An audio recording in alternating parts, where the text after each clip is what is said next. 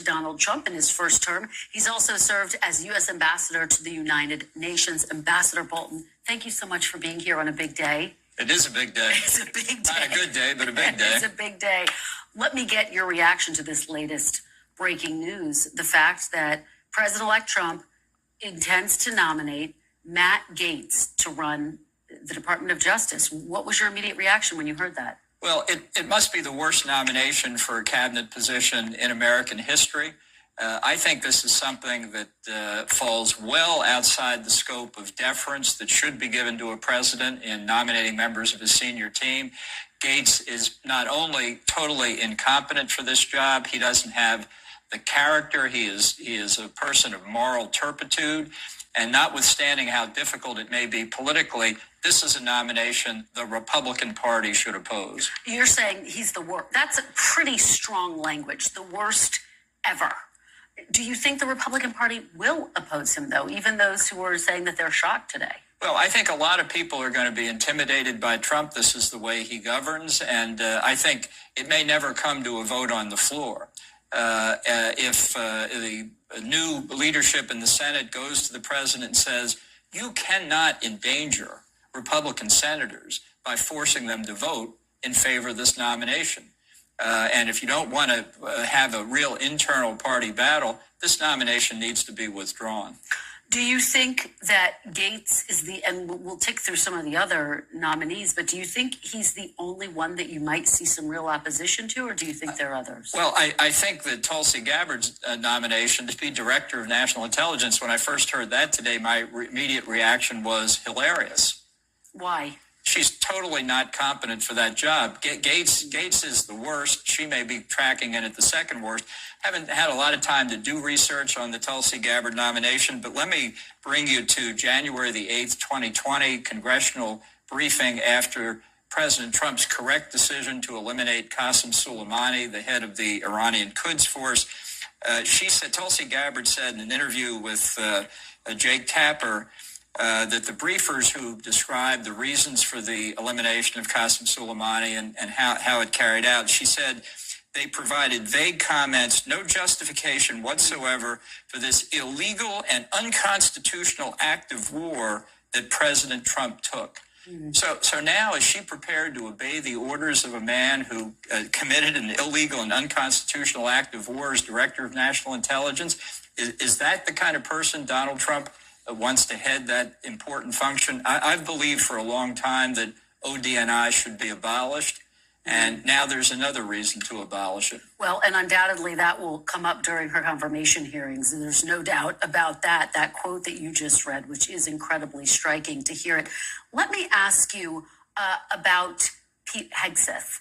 He obviously also came as a surprise to some people because he, yes, has a military background, but is a Fox News host. Did you see that one coming? And is that someone who you would support?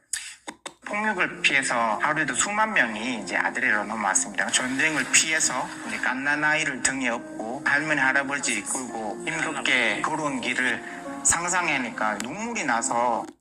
Well, I don't put Hegseth in the same category as Matt Gaetz and Tulsi Gabbard.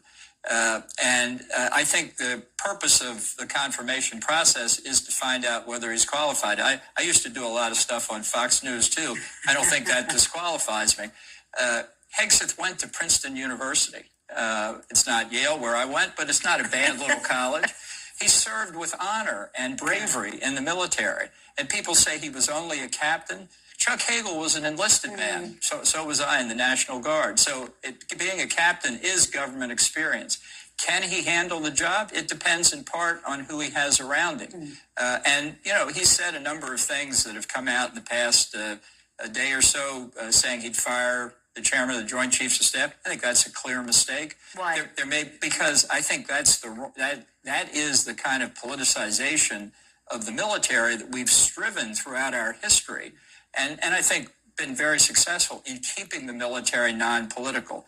There are complaints about what Biden's policy did to the Department of Defense, and if it's to clean up the politicization that Trump wants to act, I think that's fine. I don't think you want to compound the error by going through a purge of generals that you think are unsatisfactory. Do you anticipate that there will be a purge, as your language, of sorts, both in the DOJ and at the Pentagon? Look, the president has and should have freedom to get the kind of people in place that he wants in government. Article 2 is very clear about where the executive power lies. It lies with the president.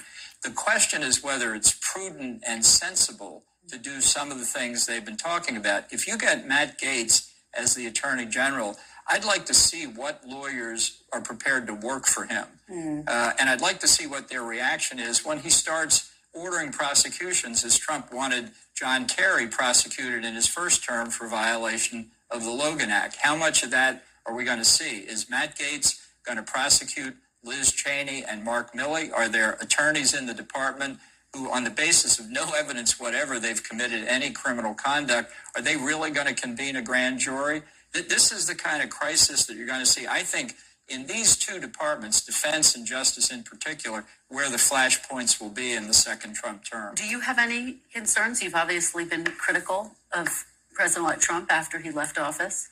You know, look, he's got a long list of people to seek retribution against. I don't know where I am on the hit parade these days, but this is something we should stand against. You don't prosecute your political opponents for disagreeing with you. Let me ask you about Marco Rubio in the context of an issue you and I talk about quite a lot, which is Ukraine. How do you see if he is, in fact, confirmed to be the next Secretary of State? He has been supportive of funding, but he said it's also time to wind this war down. How do you think he would impact those foreign conflicts? Well, what I hope he will do, and I hope Mike Waltz will do the same, who's also modified his position on Ukraine, they are now no longer in the position of giving political speeches. Yeah. They now have to do strategic analysis of what's in the best interest of the United States. And given the circumstances and given the negative effect of a Russian victory or what's seen as a Russian victory in Ukraine, that point has to be made. Here's one important point they should make.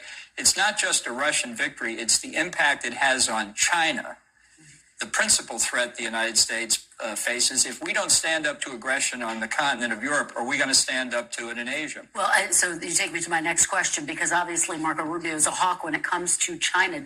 Do you think that that is a strong nomination? Look, I think it's the best you can expect from the Trump administration, and I think I have a lot of respect for Marco Rubio. I wish he was stronger on Ukraine. Nobody agrees with anybody 100%. I'd say pretty nearly the same thing about Mike Waltz. I don't want to do him any damage with Trump. I probably should say I'll be for him or against him, whichever will help them more. But I think these are two strong nominations. Do you think that President-elect Trump, who's going to take the oath of office in just a matter of months, do you think he will adhere to the oath? I don't know. I honestly don't know. I don't think he understands oaths. I don't think he understands what the responsibilities of the presidency are. It's why I thought he was not fit to be reelected. All right. Ambassador John Bolton, as always, we really appreciate your perspective. Thank you so much for being here. Thank you. Great to see you. Thanks for watching. Stay updated